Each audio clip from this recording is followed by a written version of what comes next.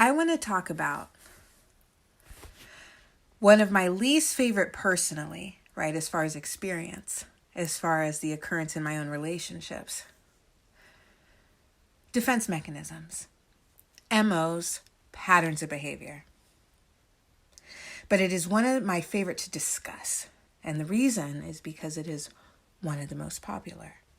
This is an occurrence that can literally deplete our light. This is an occurrence that can make us feel worthless, make us feel unlovable, unworthy. This is rejection on a continual basis. This is discomfort on a continual basis. So what we're talking about today is hot and cold behavior. And forgive me for breathing a little hard. I literally just ran up the stairs. But anyway, whatever.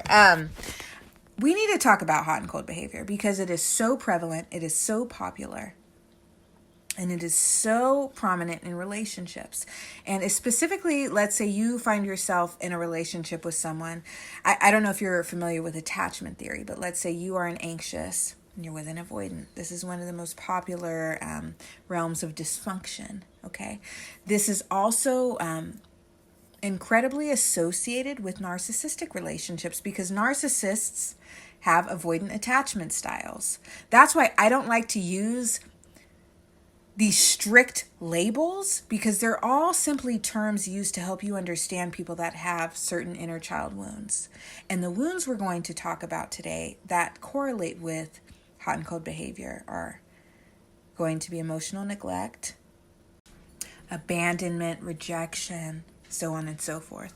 Trust. So like I said in my previous videos, narcissism is simply a culmination point of inner child harm. And what I mean by that is that it is the worst case scenario of what happens to the personality, of what happens to the person in the psyche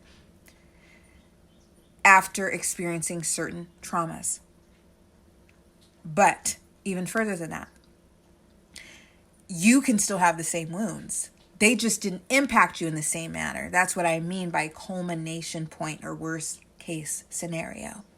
But this is important to understand because if you're someone that needs emotional nurturing, emotional consistency, right? You want someone that is a powerhouse, that is a stable force in your life, that is someone you can rely on, someone you can count on, someone that doesn't exacerbate your wounds. Someone that pulls this hot and cold stuff is probably not going to cut it for you. They don't cut it for me. I'll tell you that right now. I am not someone that wants to feel rejected all the time. I'm not someone that wants to be walking on eggshells all the time because I don't know where you stand, because I don't know what mood you're in. I don't know what triggered you. You know, that is not okay for me personally. And it shouldn't be okay for you. We deserve love that is consistent, that is enduring, that is powerful, that is passionate, that is certain. So if you are someone that is in a relationship with an avoidant or narcissistic personalities, sociopathic personalities, or someone that just has an incredible amount, and I don't like to say this, but you have to look at someone's childhood. If someone practically raised themselves, they were left high and dry for months at a time by a parent, they have Pluto in the 4th house.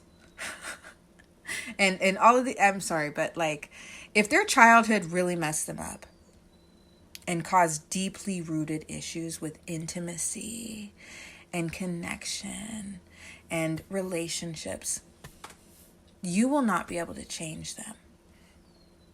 And if you're someone that needs and values emotional nurturing and connection and love and warmth and consistency, then hot and cold behavior is not going to be for you. I actually have a group on Facebook, if you're interested, called Breaking Painful Patterns. And in this forum, we specifically talk about the patterns of behavior, right? I touch on the inner child wounds that cause the different forms of behavior. Every single inner child wound leads to a certain defense mechanism, leads to different patterns of behavior. So if you can understand where these behaviors are coming from, you can manage the discomfort and hone the shadow. Because once you've truly mastered yourself, that is the first step in being able to discern what is someone else, being able to discern what you're okay with, what you're not okay with, what brings you comfort and positive emotion or feeling versus what brings the opposite. And I know we have a tendency, especially as women, to want to nurture beings that have been through harm, to want to nurture and save and be the love that someone needs to heal them.